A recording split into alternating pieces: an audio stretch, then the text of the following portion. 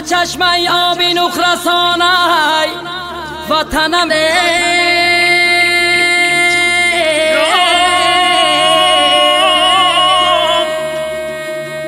حالا ببین که از پیرانا دارد گل میخندد بدیده این شادی منه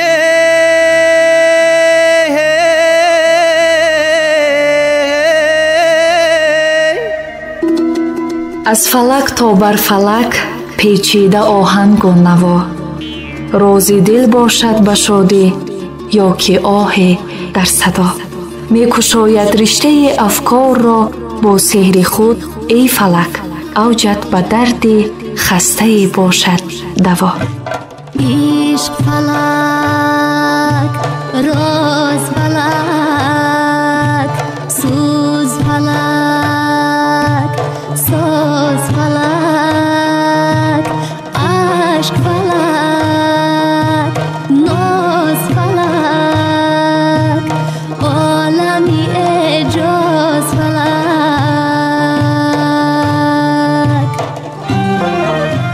فلک مجموعی سرود و نوای مردمی تاجیک است که سرودنش در کوهسار شکوه دیگر دارد.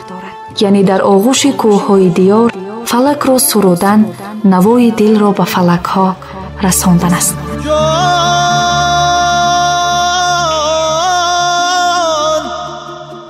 مایم که دل به حسن خوبان دادم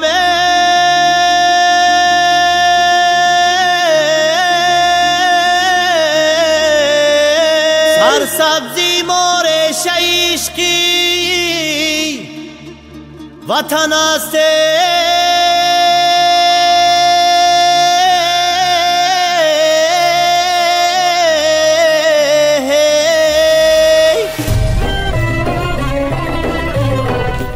فلک میراثی بی‌بها، تجسمگر صافی و پاکیزگی، وحدت و دوستی، صداقت و انسان پروری و آرزوی و آمال مردم تاجیک است. فلک گرد می‌گردد در فضا با هزار اسرار، با هزار صوت و نوا و راز و ناز فلک سرا را به گوش عالمیان می‌رساند، به ماه و شید و ستارگان می‌برد.